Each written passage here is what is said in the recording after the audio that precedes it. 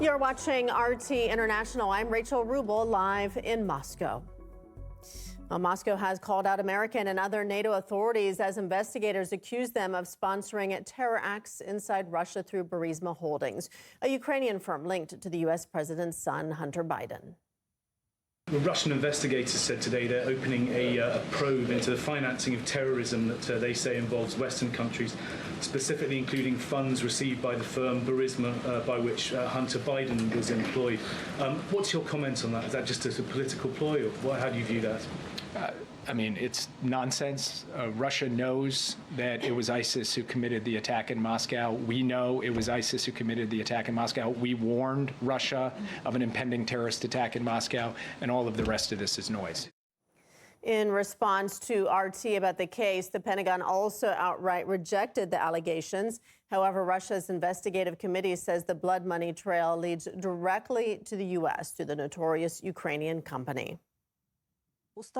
Working in cooperation with other intelligence services and financial intelligence incoming sources and further movement of funds amounting to several million U.S. dollars are being investigated, as well as the involvement of specific individuals from government agencies, public and commercial organizations in Western countries. Additionally, investigative and operational efforts are being made to trace the links of direct perpetrators of terrorist acts to foreign supervisors, organizers and sponsors.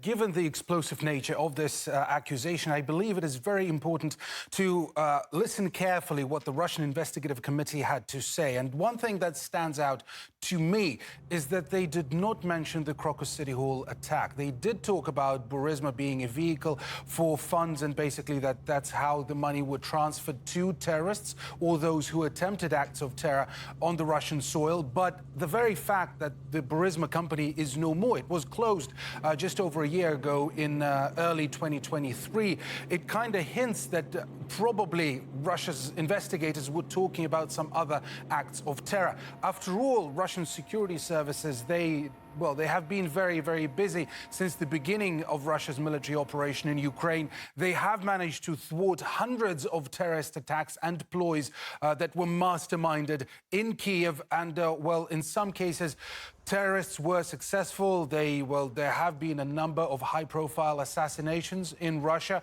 that Russia officially blamed Kiev for. So again, there's plenty of information to work with. And again, it will be really interesting to see what exactly, if the Russian Investigative Committee will step forward and explain what exact acts of terror they were referring to.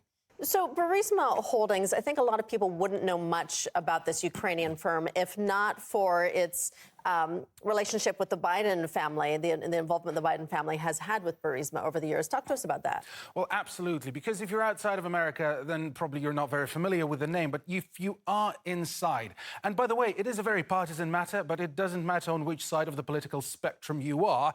But the fact is, if you hear Burisma, you immediately think the Biden family, because the whole scandal was all about the Biden family. And in fact, the Republicans, they were trying to impeach Biden over this. Basically, Joe Biden's son, Hunter Biden, he was a member of the board at the Burisma company, Burisma being this big energy giant, and that had a very large share of the Ukrainian energy market. And Hunter Biden, he did not have any credentials that would make him show expertise in the energy market. All he had basically was his father, and so it is largely believed that he was put on the board because of his father, because of his lobbying power.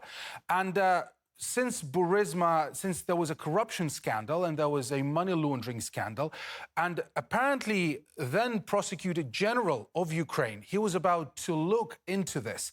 And the allegation is that the Biden family actually bribed the incumbent authorities to just remove that Prosecutor General. Have a listen. They were being bribed. The fact that Joe Biden gave away $1 billion in U.S. money in exchange for my dismissal, my firing, isn't that alone a case of corruption? I said, I'm telling you, you're not getting $1 billion. I said, you're not getting $1 billion. I'm going to be leaving here. And I think it was, 6 hours? I said, I'm leaving in 6 hours. If the prosecutor's not fired, you're not getting the money. Well, got fired. And they put in place someone who was solid. Now, also, this is not where the buck stops. Burisma was part of, well, it has been embroiled in a number of corruption scandals. Like, for instance, a former Ukrainian MP accused the company, saying that it was involved in a bribery scheme that Europe had never seen. Have a listen. The largest cash bribe in Europe in 2020, $6 million transferred in bags to close the Burisma case. On April 21, 2022, the Ukrainian court transferred $6 million in cash in agreement with Burisma representatives to the military unit of the main intelligence agency of Ukraine. Here is the part number for this part. This is a secret ruling. No one has seen it yet. After a period of time, Nord Stream exploded. The assassinations of Dugina, Prilepin, Tatarsky occurred. The heads of Ukrainian special services do not hide that they are carrying out political assassination, terrorist acts for off-budget cash. Now, the very way this whole story has been covered, you would struggle to find the name of the CEO in any of the articles, for instance. It's on Wikipedia, of course. It can be easily Googled. But the very fact that everybody focused just on the Biden family, on their involvement, because it is the big thing and it is what everybody was interested in, whether there was a conflict of interests and whether there were anything criminal where the Biden family might have been involved in. So the connection is very solid. Burisma, you say Burisma, you hear Biden. You hear the Biden family. Again, it doesn't matter if you believe that he did anything wrong, or if you don't believe that, if you believe that there's not enough evidence. It's just the very connection. And now that the Russian investigative committee officially accused Burisma of being involved in a terror scheme, it draws the eyes and it draws the spotlight on the Biden family again. Former U.S. intelligence officer and host of the Whistleblowers program, John Kiriakou, says Washington's hands aren't exactly clean when it comes to state-sponsored terrorism. U.S. intelligence agencies develop information about an impending terrorist attack. They're compelled by law to warn the victims in advance that an attack is coming. So that's on the one side. On the other side, I'll recount a story from the day after the Nord Stream attack. I said to a former CIA colleague of mine who's now retired, that had to be us, right? We had to be the ones to blow that up. And he said, well, of course it was us, but we can never say that it was us. So, like I say, the truth is in there somewhere, perhaps in the middle. With the ISIS attack or the attack for which ISIS is being blamed, maybe that was to fulfill the duty to warn. Who knows? Nord Stream, I think it's more akin to whistling past the graveyard. You just pretend that everything is fine, nothing is happening, and hope that it just goes away. Another former CIA professional, Larry Johnson, says Burisma Holdings was apparently used as an intelligence operation front by Washington. Let's look at the other name that hasn't been mentioned yet. Cofer Black, CIA officer. He was in charge of the Counterterrorism Center for a while. He later served as the Assistant Secretary for Counterterrorism at the Department of State. Cofer Black was on the board of Burisma as well. So, yeah, because that always puzzled me. You know, with Hunter Biden, you're getting family corruption.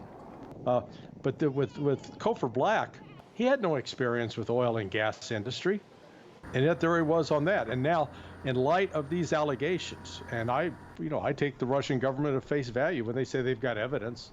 It has not been the habit of Russia to make wild, unsubstantiated claims without having the actual evidence of the movement of funds. And so the presence of someone like Cofer Black on the board of Burisma suggests that Burisma was in fact being used for intelligence operations, period. Despite a string of deadly terror attacks by Ukraine, its Western sponsors deny any involvement, but are happy to keep dishing out money to Kiev. One of them is UK Foreign Secretary David Cameron, who's come to Washington to convince politicians there to cough up even more cash, which he calls a good investment. The best thing we can do this year is to help keep the Ukrainians. Clips. And remember, citizens, always subscribe. Hit the notification bell as well. And $19.95 plus shipping and handling will keep you out of hell.